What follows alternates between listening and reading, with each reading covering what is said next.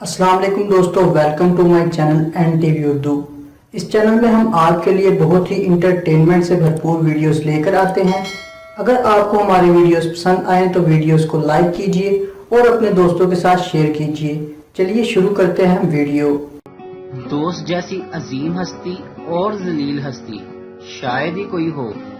आज बचपन का दोस्त मिलने आया और आधे घंटे बाद इसने बताया कि इसे और इसके अब्बा को कोरोना हो गया है।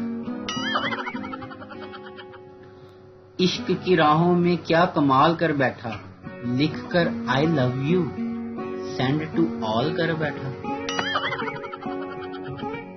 पाकिस्तान में आज भी ज्यादातर फैसले कायदे आज़म मोहम्मद अली जिन्ना ही करते हैं, यानी कि नोट।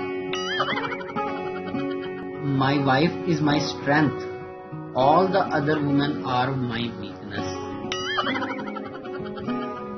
हमारे यहाँ मोटरसाइकिल का तेल खत्म होने पर इसे बीच सड़क लिटाकर थोड़ी देर आराम करवाएं तो टैंकी का राब्ता अरब के कुओं से जुड़ जाता है।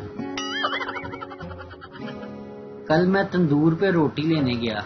मैंने पैसे दिए और रोटी लगाने वाले को कहा कि जल्दी रोटी लगाओ। इसी असना में एक और शख्स भी आ गया मेरे पीछे ही। इसको शायद जल्दी ज्यादा थी या बहुत लोगों की तरह वो भी रोब झाड़ना चाहता था।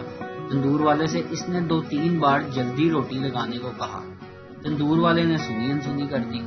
वो साहब जो रोब झाड़ रहे थे, फिर इसने मजीद गुस्से से रोटी लगाने को कहा, जिसके जवाब में रोटी लगाने वाले ने तारीखी जुमला कहा, जिसके बाद मेरे समेत किसी को भी रोटी जल्दी लगाने का मुतालबा करने की जरूरत ना हुई तंदूर वाले से। तंदूर वाले ने कहा, सबर कर ले मामा, इन्ना ही तू बदमाश होंदा ते घर ना रोटियां लवा लेंदा।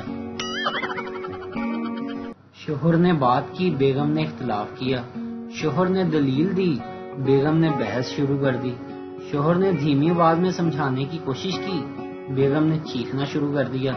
शोहर तंग आकर खामोश हो गया। बेगम ने रद्द-ए-अमल ना देखकर रोना शुरू कर दिया। शोहर ने माफी मांगी और सब कुछ ठीक हो गया।